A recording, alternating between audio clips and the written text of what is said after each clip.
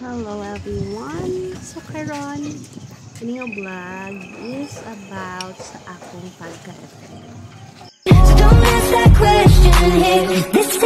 So parehas akong ubang mga video, dugay na po dyan nga video, no? So dugay na dyan siya. Pero na-stack up siya dahil sa to ang gallery, kaya wala na ito na vlog. So sa karon, akong kamo isabay sa amon activity sa amon, sa Pro Life UK as your financial advisor. So, na-qualified ko as one of the first participant sa ilahang event dito sa Lapu-Lapu. So, amo ni siya, nagpadung kami dito. So, samtang nagbiyahe na dira and all, mag-istorya-istorya ta kung anong nahimo man ko nga financial advisor. Or kung na kung anong naabot sa point ka ng financial advisor ko, ngalayo man siya, like teacher ko sa special education, yung anong hitabo man nga naabot ko sa punto ng financial advisor ko. So, mao to siya no kasakay mi ato sa kanang among sakyanan padung dito and all. So,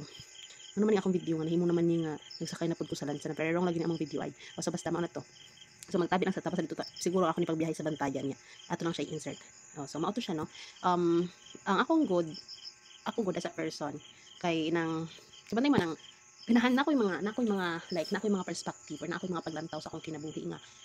lisod man gud na ako naka-try gud ko sa kinabuhi nga kanang lisod bitaw kaayo sa aspeto sa financial. So lisod kaayo makahibaw ko kung ano kalisod ang magkasakit nga way kwarta, hibaw ko sa kalisod sang naa kay gusto nga paliton pero di mo mapalit tungod kay wala kay kwarta. Hibaw ko sa kalisod niya antes unta dili lang ka kayo magantos ka tungod kay wala kay kwarta ang nabitong aspeto. So nagdako ko sa kanang aspeto nga mga ako ang resources kay I know nga ginadili man sa pagkuno. I know nga along pud sa akong journey God is a good provider jud no. So iya jud na jud matag adlaw na jud ng solusyon ang akong matag problema and all. So mao na to siya na naabot na mi ani nga part. Nya kuyog na ako kani si Bernadette ang akong igagaw nga gwapa kaayo. Nya kusgan siya na invite na ako nga mag financial advisor. So mao to siya no. So back to the story na ta. So kanindri nga event ay dili pa dito back to the story. So kanindri nga event kay kanang nagather ning mga like ang mga participants sa event then mao na siya nagplay ka nagguwa mi diha nagplay ana jud ka exciting no. Ang mahimo nga financial advisor kay naay mga ingon ana nga mga activity bitaw nga which is maka-relax ka, makasuot kag nice, makapasiksik ka and all ana bitaw nya makauban nimo lahat tanan nga mga klase sa professionals as in naay mga daghan diha nga kanang iban mga engineer, mga sa finance, sa kanang marketing, mga business kana bitaw lang mga teacher basta lain jud ng mga tawo nya ang naka-nice is ang ilahang mindset kay pang for the good jud bitaw kanang mga pangtaasay jud and kanang for the success jud ang mga datingan sa mga people diha. So mao to siya no. So mabalik ta sa istorya mao nang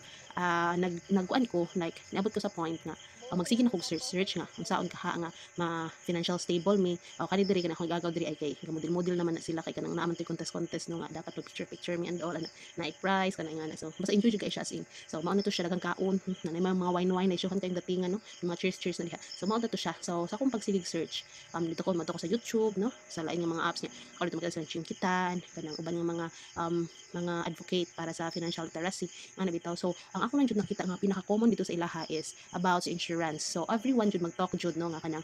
unsa ka importante ang insurance, unsa ka importante ang kanang naa kay financial freedom, unsa kanindot ang naa kay financial freedom, unsa kanindot ang naa kay protection, unsa kanindot ang kanang sa mga panahon sa mga uncertainties kay naa kay something umbrella nga pagkasaligan nga somehow nga kanang naa kay like naa kay guptan nga dili ka mabalaka at least for example atong be specific sa atong example no nga kanang naa ka sa ospital. So ang may tabo if wala kay di ka financially ready imong pagka-ospital ansa tang imong i-focus is about ang paghealing nga maayo ka dili ma-worry ka na hinung gayal imong bayranan uban mo utong na lang jud kana bitaw nga mga senaryo no. So it's really sad and it's real reality na siya nga scenario. So mao to siya no. So ako ang pagkaton sige akong katon na-realize na ako nga pero wala pa ko ato na introduce sa Pruno na-realize na ako nga kinahanglan jud ay importante jud ang insurance. So by the help of my friend nga financial advisor pod so mao to nagkuha ko og insurance. So na ako personal na ko ang insurance. So magbayad na ko and all. So makaingon jud ko nga kadto nga time no kay it's really kanang so ani blessing in disguise bitaw nga senaryo nga nagkuha ko atong insurance kay there is a part of my life jud no nga naabot ka sa point nga na-depress. I mean dili siya the term is not depression but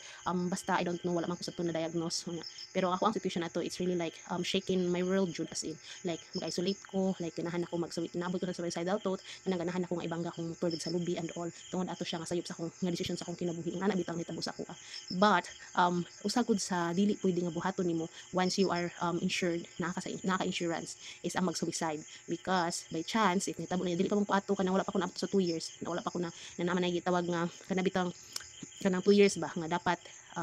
usa pa kad dili under investigation and all. So mao to siya nga dili siya allowed nga mamatay ko di pwede nga mag-suicide ko. So it happened na kato ako ang insurance mao ang nahimong defense mechanism na ko bitaw nga maingon ka nga it's okay ra nga nasayop ko atri nga part it's okay ra nga na scam ko dito na bitaw. I mean dili okay nga ma-scam ha dili okay jud dili siya okay pero by chance wala jud to na ko damha and makaingon ko ba nga kung like unsa hitabo nako sa ako ang negative nga hitabo sa akong kinabuhi it's just okay kay naman ko insurance if maunsa ko and all protected man ko. So ingon na bitaw murag ang ako ang life na ako'y peace of mind niya. Okay ra uy at least naamang ko insurance. Ano bitaw datingan ako. So dito na ako na feel ang presence dun sa insurance nga as in kanindot yun sa paminaw sa naa kay insurance. So dito naman po ako ang igagaw kay isod naman siya sa Pro Life. So mao to iya kong invite nya dito na orientation and all nya iya kong gipa-exam and luckily pero kanwa ko na exam no wala ko pa sir pa una ko exam pag kadu luckily naka-exam ko nya nakapasar pod gihatag sa Ginoo nya mao to siya nga nahimo ko nga licensed financial advisor. So mao to siya like sa pagkakaroon I'm just so happy na naa ko yung mga recruit na anay mga ni-join sa akong team nga wherein mga aw ko ng mga grabe ang lahang fire pod no sa pag-advocate sa mga tao nga dapat na unsaon pagkahimo nga financial literate yung ana bitaw na maka-happy jud and naanap ko yung mga client nga nisalig na ako at least di ba kanang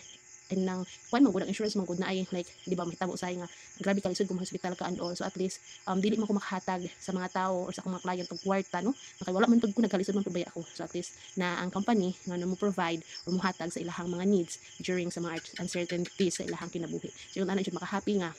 kanang daghan na og mga tao karon nga aware about sa insurance kanang mo-accept sila sa kanindot sang insurance ana bitaw so it's really good jud grabe dili mapalit ang imong peace of mind of having an insurance jud ana jud siya ang datingan ka-power jud siya tinuod like you will going to pay it like imo na siyang bayaran yan ay mga pros and cons and everything but if imuha jud na hunaon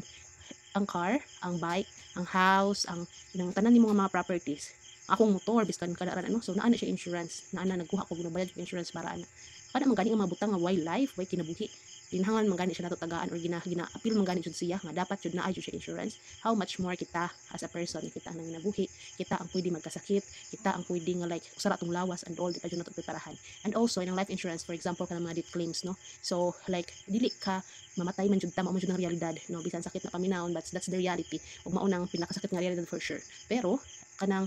maabot ang panahon po kung dili ta kinahanglan nga magbilin bitaw ta og kanang unsa man to sa free na paano mo sa mga utang sa kanila so dili ta ina so if ikaw nga person ganahan ka pabigaw bisan wala ka na kaibigan sa mga love mawaha sila mamatay sila andon so at least ay financial kapasidad ang imong mga tao nga nabilin dili po jud sila magkalisod along the way at least sa pila ka years ma-survive nila tungod kay bisag wala na ka naa kay gibilin para nila so mao na siya ang presence I mean ang concept no sa insurance so mao nang I really love insurance jud as in nga kanang I hope na namo pa jud unta sa mga tao nga willing no nga mo hibalo o mo open sila hang mind about this thing kay kanang mga financial advisor for sure wala na sila ga una about sa kanang maka-earn and all wala kay ako personally ay wala ko ga like it's a good thing no nga kanang ginasweldohan ni isang company sa pag-take good care namo sa mga client and all but it's not the point there lami ra sa feelings ka someday somehow if you will be in emergency nga naa mi to help you nga kanang at least naman lang mugaan-gaan ang inyong paminaw sa mga panahon nga magkalisod mo maura jud na siya and I hope magkwento lang ta sang ilang kinubusan ako mga video magkwento lang ta next time thank you so much for listening and I hope you've learned something from it and iganahan mo makig-istorya po more about ana mga tanang mo unsay naa ingon ana so you can just comment or you can just PM me thank you so much bye bye have a good day have a good life